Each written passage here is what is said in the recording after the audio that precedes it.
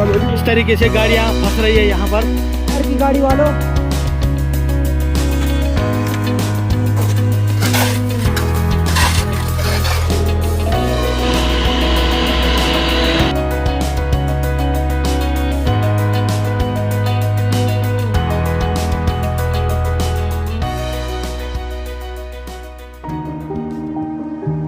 तो अगर आप भी हाल ही में चोपटा टुंगनाथ चंद्रशिला का प्लान कर रहे हैं तो इस वीडियो को एंड तक जरूर देखना, क्योंकि आज की डेट में चोपटा पहुंचना केवल मुश्किल ही नहीं रह गया है बल्कि ये काफी रिस्की भी हो चुका है। इस वीडियो में मैं आपको बताऊंगा कि चोपटा पहुंचने में कितनी डिफिकल्टीज आ रही हैं, सेल्फ ड्राइव या फिर अपनी बाइक से जाना क्यों अनसेफ है, पब्लिक ट्रांसपोर्ट की एग्जैक्ट रियलिटी बताऊंगा कि वहां पर क्या मनमानी चल रही है, टुंगनाथ चंद्रशिला पर क्या रिस्क अभी फेस करने पड़ रहे हैं, और एक आपको रियल इंसिडेंट भी बताऊंगा जिससे आपको सीख लेनी चाहिए।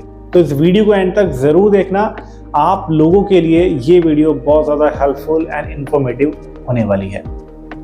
तो फर्स्टली बात कर लेते हैं चोपटा तक पहुंचने की। तो जैसा कि आप लोगों को पता है कि चोपटा आप ऋषिकेश या फिर हरिद्वार से डायरेक्टली बसेस के थ्रू पहुंच सकते हो और लास्टली आपको बस ड्रॉप करती है ऊखीमठ तक। अब जो प्रॉब्लम है वो ऊखीमठ के बाद से ही शुरू होती है, क्योंकि ऊखीमठ के बाद आपको वहां की लोकल शेयरिंग टैक्सीज के थ्रू ही चोपटा पहुंचना होता है। अब अगर आप अपनी 4 व्हील से सेल्फ ड्राइव करके चोपटा तक पहुंचने का सोच रहे हो तो ये तभी पॉसिबल हो सकता है जब आपके पास स्नो चेन हो, वरना नॉर्मल टायर से चोपटा तक पहुंचना आज की डेट में सबसे ज्यादा प्रॉब्लमेटिक है। और चोपटा 2 व्हीलर से जाना तो भूल ही जाओ। हाँ, आप ऊखीमठ तक जा सकते हो, बट ऊखीमठ से आपको लोकल शेयरिंग टैक्सीज के थ्रू ही चोपटा तक पहुंचना होगा। और मैं आपसे ये भी नहीं कह रहा कि आप अपनी व्हीकल से चोपटा तक नहीं पहुंच सकते, आप पहुंच सकते हो।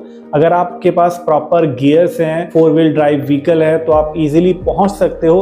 अदरवाइज वहां तक पहुंचना आज की डेट में ईजी नहीं है, बहुत ज़्यादा रिस्की है, क्योंकि जो वहाँ की रोड्स हैं उसके ऊपर ब्लैक आइस जम चुकी है और ब्लैक आइस पर आप विदाउट स्नो चेन अपनी व्हीकल ड्राइव नहीं कर सकते हो।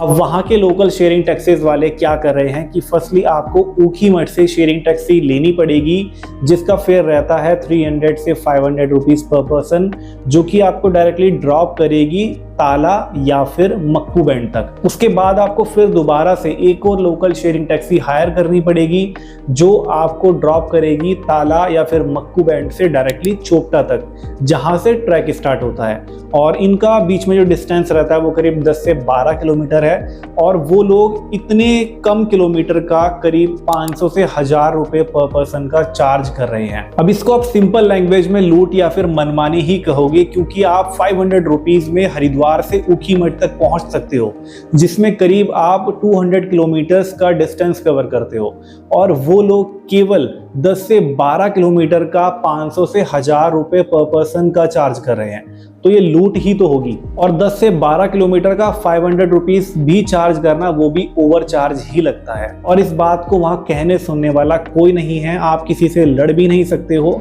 और सबसे बड़ी प्रॉब्लम ये है कि अगर हम ये सोचते हैं कि हम क्यों 500 से 1000 रुपए पे करें, क्यों ना हम ट्रैक करके चले जाएं, तो 10 से 12 किलोमीटर आपको पैदल जाना होगा, जिसमें आपके पास अपने बैगेज भी होते हैं, उनको कैरी करके इतना लंबा ट्रैक करना। और 10 से 12 किलोमीटर आपको ब्लैक आइस में ही चलने हैं। अगर आपके पास क्रैम्पॉन्स भी नहीं होते हैं तब भी आप नहीं पहुंच पाओगे। अब दोस्तों, यहाँ पर हमें एक बात समझनी बहुत ज़रूरी है कि जब तक कहीं पर भी स्नोफॉल नहीं हुआ था तो सभी लोग एक ही बात कह रहे थे कि हमारी ट्रिप वेस्ट हो गई, हम तो बर्फ़ देखने के लिए गए थे लेकिन हमें बर्फ़ नहीं मिली। लेकिन अब जब इतनी ज़्यादा स्नोफॉल हो गई है तो लोग बोल रहे हैं कि स्नोफॉल इतना ज़्यादा क्यों हो गया है, हम तो अपने डेस्टिनेशन पर पहुंच ही नहीं पा रहे हैं, हमें तो टुंगनाथ जाना था, हमें तो चंद्रशिला जाना था, औली जाना था, मनाली जाना था और ना जाने कहाँ कहाँ। तो लोग चाहते हैं कि नेचर उनके अकॉर्डिंग चले, बर्फ कहाँ पड़ेगी, कितनी पड़ेगी, कहाँ नहीं पड़नी चाहिए, कब तक पड़नी चाहिए, ये सब चीज़ें नेचर ही डिसाइड करता है। और ये सब स्नोफॉल वगैरह आप लोगों के लिए नहीं है। हाँ, हम लोग उसमें एंजॉय करते हैं, बट ये केवल एक नेचर की फॉर्मेशन है जो हम सबके लिए ज़रूरी है। तो इतनी बात तो आपको क्लियर हो गई कि अगर आपको टुंगनाथ का ट्रैक करना है तो आपको लोकल शेयरिंग टैक्सीज तो लेनी ही पड़ेगी, अदरवाइज वहां तक आप पहुंच ही नहीं पाओगे, कोई अदर ऑप्शन भी नहीं है। अब जहां से ट्रैक शुरू होता है वहां तक आप पहुंच गए, यहां तक बात खत्म नहीं होती। अब ट्रैक करना है, क्योंकि ट्रैक भी इतना इजी नहीं है, वहां भी आपको काफी सारे रिस्क फेस करनी पड़ेगी। एक बात तो याद रखना कि विदाउट क्रैम्पॉन आप ट्रैक मत करना। अब क्रैम्पॉन क्या होते हैं तो आपको स्क्रीन पर नजर आ रहे होंगे। ये वहां आपको रेंट पर भी मिल जाते हैं 200 से 300 रुपीज पर पेयर। अगर आपने अपने नॉर्मल शूज में इनको वेयर कर लिया तो आपके लिए ट्रैकिंग स्नो में बहुत ज्यादा इजी हो जाती है। दूसरी चीज वाटरप्रूफ जैकेट। अगर वाटरप्रूफ जैकेट नहीं भी है तो आप अपने साथ रेनकोट जरूर वेयर करना, अदरवाइज स्नोफॉल से आप भीग जाओगे और भीगने से आपकी तबीयत खराब हो जाएगी। तीसरी चीज बहुत इंपॉर्टेंट है कि आप अपने साथ विंटर ग्लव्स जो कि वाटरप्रूफ हो वो भी आप अपने साथ जरूर कैरी करें, अदरवाइज आपकी ये जो फिंगर्स हैं इतनी ज्यादा फ्रीज हो जाएगी कि आपको बहुत ज्यादा पेन होने लगेगा। थर्ड है ट्रैकिंग शूज। अगर ट्रैकिंग शूज है तो वेल एंड गुड, अदरवाइज आप कोई भी अच्छे शूज अपने साथ वेयर करना जिससे आपको कोई प्रॉब्लम ना हो। एंड फिफ्थ एंड लास्ट है ट्रैकिंग पोल या फिर एक स्ट्रॉन्ग स्टिक जिससे आपको ग्रिप मिल सके। तो ये 5 ऐसी बेसिक चीजें हैं कि अगर आप कोई भी ट्रैक कर रहे हो ना तो ये चीजें अपने साथ जरूर रखना आप। और एक जरूरी बात और है कि चंद्रशिला आप तभी जाना जब आपको वेदर अलाउ करे, अदरवाइज वेदर वहां का ठीक नहीं है, वो बारिश वाला हो रहा है और आप ट्रैक करने जा रहे हो तो वो भी आपके लिए रिस्क है। और एक चीज और याद में रखें कि जो ट्रैक बना हुआ है उसी पर ट्रैक करें, इधर उधर कहीं और से ट्रैक अपना ना बना के चले, क्योंकि बर्फ में क्या होता है कि जो गड्ढे होते हैं उनमें बर्फ जम जाती है। बर्फ जमने से वो नजर नहीं आते हैं कि कितने गहरे हैं, और जब आप उनके ऊपर से जाते हो तो हो सकता है वो कितना गहरा हो और आप उसमें फंस जाओ, या फिर उसके आगे कहीं गहरी खाई हो जहाँ पर आप गिर जाओ। और अभी हाल ही में एक ऐसा इंसिडेंट भी वहाँ हुआ है, बहुत लोगों को पता भी होगा, और अगर नहीं पता तो मैं आपको बताता हूँ। उदयपुर राजस्थान के 3 लड़के जिन्होंने एक ट्रैवल एजेंसी के थ्रू अपना तुंगनाथ चंद्रशिला का टूर प्लान बुक किया था और उन्होंने ट्रैक भी किया, उनके साथ ट्रैक गाइड भी गया था जो कि एक सर्टिफाइड गाइड थे, और उन 3 लड़कों के साथ और भी काफी सारे ग्रुप मेंबर्स थे जिन्होंने तुंगनाथ तक गाइड को फॉलो करते हुए ट्रैक किया। बट क्योंकि वहां पर स्नोफॉल स्टार्ट हो गया था तो गाइड ने मना किया कि आप चंद्रशिला ना जाएं, और उस टाइम चंद्रशिला कोई भी नहीं जा रहा था, जिसकी वजह से जो ट्रैक था वो विजिबल ही नहीं था। बट उन 3 लोगों ने गाइड की कोई भी इंस्ट्रक्शन फॉलो नहीं की और वो लोग अपनी मनमानी करके चंद्रशिला पीक तक चले गए। वहां तक भी वो पहुंच गए थे और रिटर्न के टाइम इतना ज्यादा स्नोफॉल स्टार्ट हो गया था कि जो बाकी के उनके ग्रुप मेंबर थे वो भी नीचे की ओर रिटर्न हो गए। केवल वो 3 लोग वहां चंद्रशिला के ट्रैक पर फंसे रह गए। गाइड काफी देर तक वहां रुका रहा, उनका इंतजार करता रहा, लेकिन जब इंतजार करने के बाद भी वो लोग रिटर्न नहीं आए और वहां पर स्नोफॉल बढ़ने लगा, और क्योंकि वहां कोई रुकने की जगह भी नहीं है तो वो नीचे रिटर्न चला गया। लेकिन जो वो 3 लोग थे वहां बर्फ में वो लोग, उनका पैर फिसला है या फिर वहां स्नो स्टॉर्म आया है जो बर्फीले तूफान होते हैं, उनकी वजह से वो 3 लोग वहीं गुम हो गए। और रुद्रप्रयाग पुलिस के थ्रू रेस्क्यू करने पर केवल एक ही उनका साथी मिल पाया, बाकी 2 का अभी तक पता नहीं चला है कि वो कहाँ गुम हो गए हैं। और उनमें से जो उनका एक साथी मिला है वो भी काफी क्रिटिकल कंडीशन में है। अब दोस्तों इस इंसिडेंट से समझ लेने वाली बात केवल यही है कि जो गाइड इंस्ट्रक्शन देता है उसको आप जरूर फॉलो करें। आप ये ना सोचें कि हमें तो रील बनानी है, फोटो बनानी है तो हम चंद्रशिला जाएंगे जरूर अपने दोस्तों को, वरना बताएंगे कैसे कि हम चंद्रशिला गए हैं। रील नहीं बनी तो हमारे व्यूज कहाँ से आएंगे, लाइक्स कैसे आएंगे।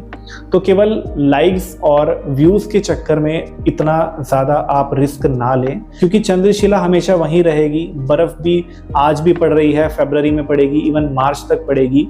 लेकिन अगर आप ही नहीं रहे तो वो चंद्रशिला किस काम की। अगर गाइड आपको कह रहा है कि वेदर खराब है, आप लोग वहां ना जाएं, तो उसकी इंस्ट्रक्शंस को आप फॉलो करें। अदरवाइज आप फोटोज और रील्स के लिए इतना बड़ा रिस्क लेते हो तो ये चीज गलत है। बात कर लेते हैं कि वहां होटल्स, होम स्टेज और टेंट्स के काफी ज्यादा रेट बढ़ चुके हैं। इसका रीजन क्या है? तो देखिए दोस्तों, नीचे से ऊपर तक राशन, एलपीजी और काफी सारे खाने का सामान ले जाना वो भी उतना ही ज्यादा कॉस्टली हो जाता है जितना आज वहां लोग मनमानी कर रहे हैं लोगों को पहुंचाने में। इसीलिए वहां रहना और खाना कॉस्टली मिल रहा है आज की डेट में। लेकिन हाँ, जो टैक्सी वाले कर रहे हैं वो मनमानी है, लूट है, वो बहुत गलत है। तो अब बात आती है कि अभी ना जाएं तो फिर कब जाएं। तो देखिए दोस्तों, करीब 4 फरवरी तक तो अभी स्नोफॉल कंटिन्यू रहने वाला है। तो अभी थोड़ा सा अपना प्लान आप स्किप कर दो और उसके बाद आप प्लान अपना बना सकते हो। उस टाइम आपकी ट्रिप सेफ भी रहेगी, बजट में भी रहेगी और वो आपको प्रॉब्लम्स या रिस्क फेस नहीं करने पड़ेंगे जितना कि अभी फेस करने पड़ रहे हैं। बाकी अभी हर जगह का यही हाल है, चाहे वो मनाली हो, कश्मीर हो या फिर उत्तराखंड, सभी जगह लोगों को यही प्रॉब्लम फेस करनी पड़ रही है। तो आज की इस वीडियो में दोस्तों इतना ही, एंड आई होप ये वीडियो आपके लिए ज़रूर हेल्पफुल रही होगी, इन्फॉर्मेटिव रही होगी। तो आप लाइक इसको ज़रूर करना, और जो लोग अभी हाल ही में तुंगनाथ, चंद्रशिला या फिर कहीं पर भी जहां स्नोफॉल हुआ है वहां जाने का प्लान कर रहे हैं, तो उनको ये वीडियो ज़रूर शेयर करना, ताकि उनको थोड़ा बहुत पता चल सके कि अगर हमें जाना भी है तो किस तरह से हम जा सकते हैं। थोड़ा उनको एक ओवरव्यू पता लग जाएगा अभी हाल ही की करंट सिचुएशन का। बाकी उत्तराखंड में अगर आप ट्रिप प्लान करना चाहते हो तो आप हमसे इजीली कांटेक्ट कर सकते हो, डिटेल्स आपको डिस्क्रिप्शन में मिल जाएगी। बाकी आज की इस वीडियो में इतना ही, हम मिलते हैं आपको अपने न्यू वीडियो या व्लॉग में। तब तक के लिए कीप सपोर्टिंग, कीप लविंग, हर हर महादेव, जय श्री केदार।